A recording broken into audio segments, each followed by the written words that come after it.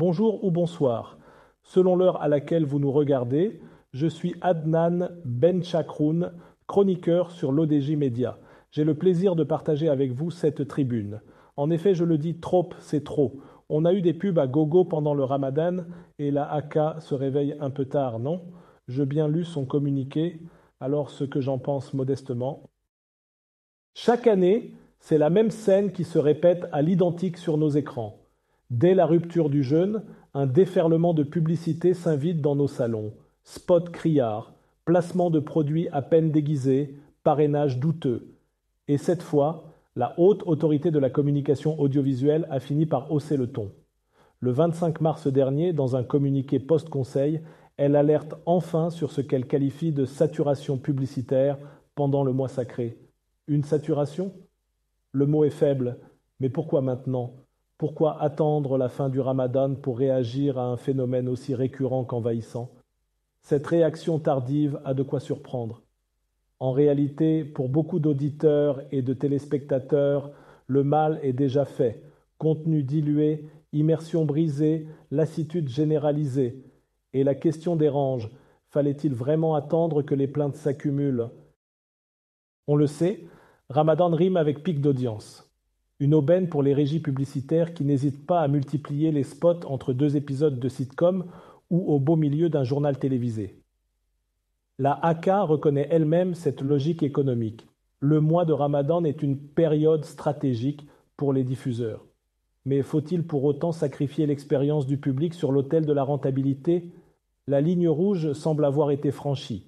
Et ce sont surtout les plus jeunes, enfants et adolescents, qui perdent le prix de cette surenchère, exposés à un déluge de messages commerciaux souvent sans filtre, parfois même à caractère manipulatoire. La AK tire la sonnette d'alarme. À force de mélanger éditorial et promotionnel, le message devient flou. Le spectateur ne sait plus s'il regarde une émission, une pub ou une pub déguisée en émission. Résultat, une érosion lente mais sûre de la crédibilité des médias marocains, même ceux censés incarner le service public. Et ce n'est pas une simple intuition. Les plaintes déposées auprès du régulateur confirment un mécontentement croissant du public, lassé par ce qu'il perçoit comme un matraquage continu, voire un mépris implicite de son intelligence. La AK dresse un constat sévère mais lucide. Publicité clandestine, parrainage sans balisage clair, flou volontaire entre contenu et messages commerciaux. Le secteur audiovisuel national semble évoluer dans une zone grise où le droit est fléchi au profit des intérêts économiques.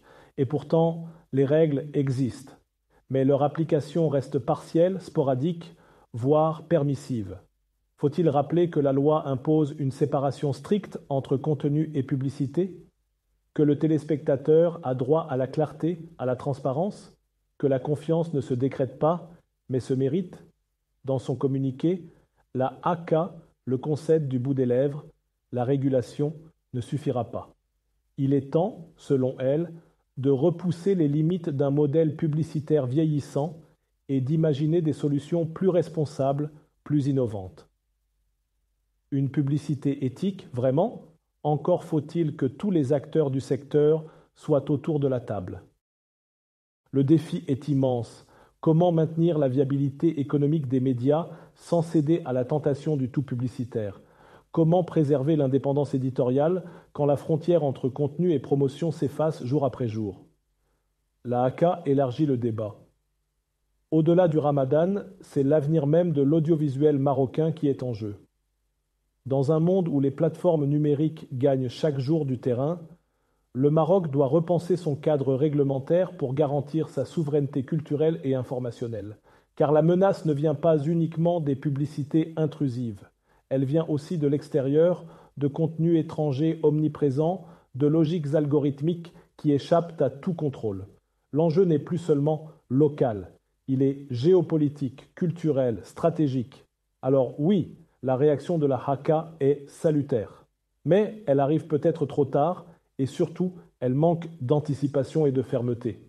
Et le citoyen marocain, lui, attend toujours des actes concrets et non de simples rappels à l'ordre post-Ramadan. Ainsi s'achève cette tribune du jour. Merci à vous d'avoir prêté l'oreille, ouvert l'esprit et partagé ce moment d'échange avec moi. Si mes mots ont résonné, si mes idées vous ont interpellé, alors mon pari est gagné. Sinon, on fera mieux la prochaine fois. On se retrouve très bientôt, si le cœur vous en dit, pour un nouveau sujet d'analyse et de réflexion. D'ici là, prenez soin de vous et n'oubliez jamais, derrière chaque information se cache un enjeu, une vérité éventuelle à décoder. C'était votre chroniqueur Adnan Benchakroun, en direct de la rédaction de l'ODJ